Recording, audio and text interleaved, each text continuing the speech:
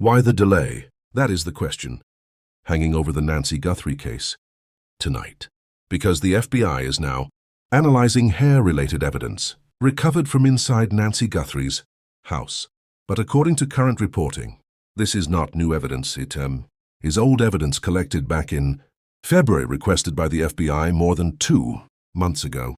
According to current reporting, sent first to a private lab in Florida and only now transferred to the FBI laboratory for analysis. So tonight, the most important question is not just what this evidence is, it is this. Why did it take so long to get there? Because when an 84-year-old woman disappears from her home, when there is still no public arrest, no named suspect, and no resolution, delay is not a side issue. Delay becomes part of the story. Insert fixed intro. Now here is what has been confirmed. Nancy Guthrie, 84, the mother of Today Show co-anchor Savannah Guthrie, disappeared from her home in the Catalina foothills area of Tucson, Arizona. She was last seen on January 31, 2026, and was reported missing on February 1st after failing to show up where she was expected. Since then, this case has drawn national attention. There has been publicly released surveillance showing a masked person tampering with NY's camera. There have been ransom notes demanding cryptocurrency. There has been a $1 million reward offered by the family. And even after all of that, there is still no public arrest and no named suspect. Now, multiple major outlets have reported that the FBI is analyzing DNA-related evidence recovered from inside Nancy Guthrie's home. That includes hair evidence, according to current reporting.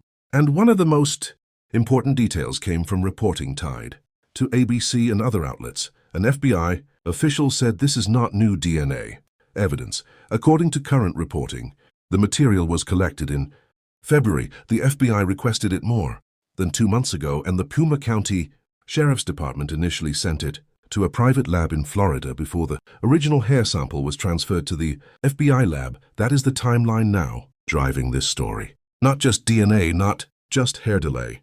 And that delay matters because this case has already gone on for more than 2 months with no public resolution, no arrest, no named suspect, no public explanation that fully connects the evidence to a person. And now the public is being told that potentially important evidence from inside the house is only now reaching the FBI. That is why people are reacting so strongly, because the question almost asks itself, if this evidence mattered enough for the FBI to want it, why did it not get there first? That is not a conspiracy question. That is not a clickbait question. That is a basic investigative question. And it is one this case cannot escape. Because in a case like this, time matters. Time matters for evidence. Time matters for momentum. Time matters for public confidence.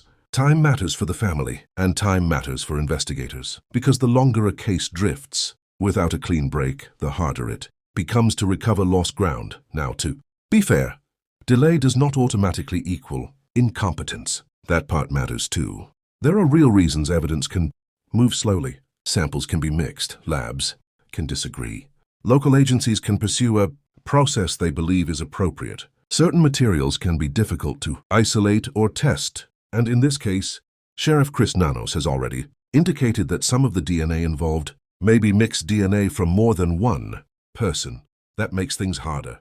He has also suggested the process of separating that material could take months. So no, this is not as simple as saying they had the answer and just sat on it. That would be too easy and probably wrong. But there is a different point here, and it is still serious.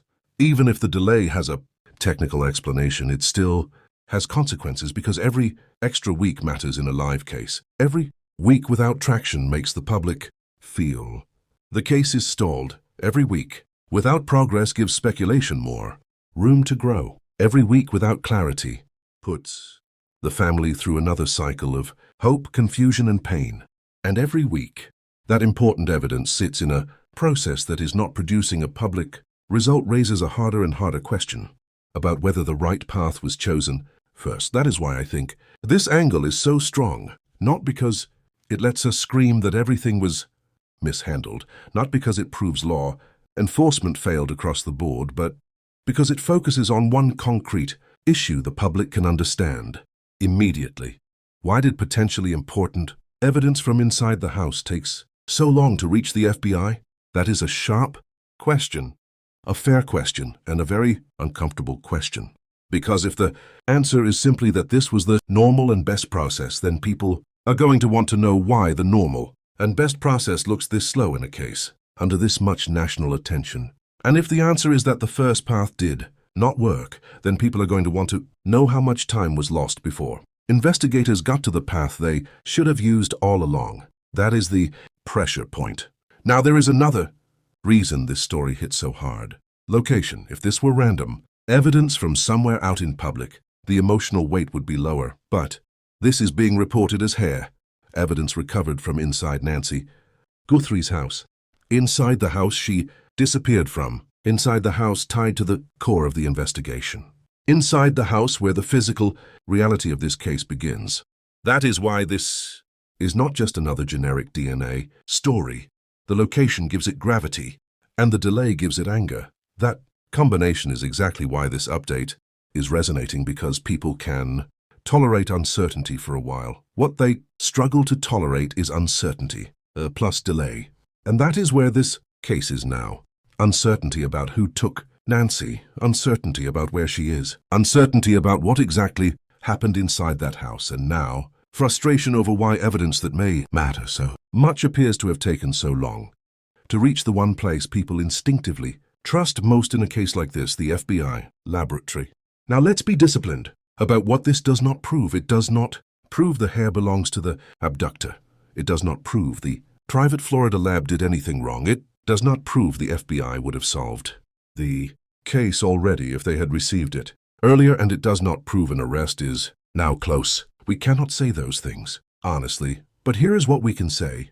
We can say that public frustration is not irrational because from the outside, this timeline looks brutal. An elderly woman disappears. The case goes national. Surveillance footage shows a masked individual tampering with her camera. Ransom notes emerge. A family reward reaches $1 million. Still no arrest. Still no named suspect. And then the public learns that evidence from inside the house described as potentially important only now appears to be getting FBI analysis. That is the kind of sequence that naturally creates anger. And honestly, it should create pressure, not reckless pressure, not mob pressure, but pressure for clarity.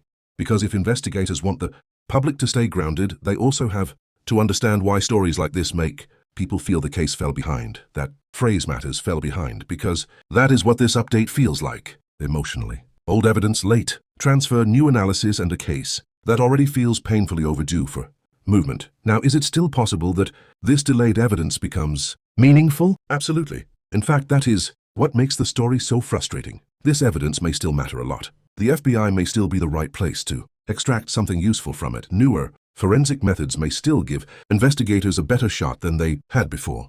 And months from now, people may look back and say, this was the moment the case finally started, moving in the right direction. That is possible, but if that happens, it will not erase the question. It may answer who. It may answer how, but it will not erase why it took so long. And that is why this story is bigger than one lab transfer. It is really about trust. Trust in the pace of the investigation. Trust in the chain of decisions. Trust that the most important evidence is getting to the right people quickly enough. Trust that the case is not just active, but active in the right way. And once trust starts slipping, every new development gets filtered through frustration. That is where the Nancy Guthrie case is now. Not because there is no evidence, but because the story of the evidence is becoming almost as important as the evidence itself. And that is a dangerous place for any investigation to be. Because once the public starts focusing on process failure instead of just suspect identification, the narrative changes. The story stops being only who took Nancy and starts becoming why does it feel like this case is still behind. That is a brutal shift, but it is a real one. So if you ask me what tonight's update actually means, I would put it this way. This is not a breakthrough story. This is a pressure story.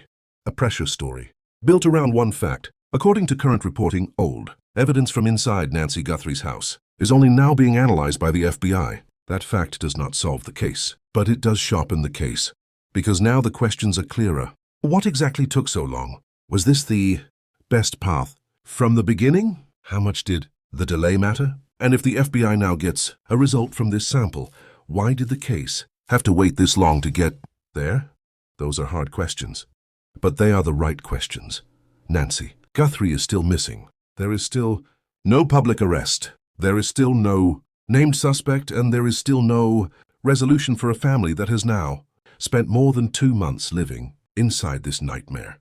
So tonight the story is not just that the FBI has the hair evidence. The story is that the FBI has it now. And in a case like this, now may be the most revealing word of all. If you have information about Nancy Guthrie's disappearance, contact the FBI at 1-800-CALL-FBI and tell me what you think in the comments. Why do you think it took so long for this evidence to reach the FBI?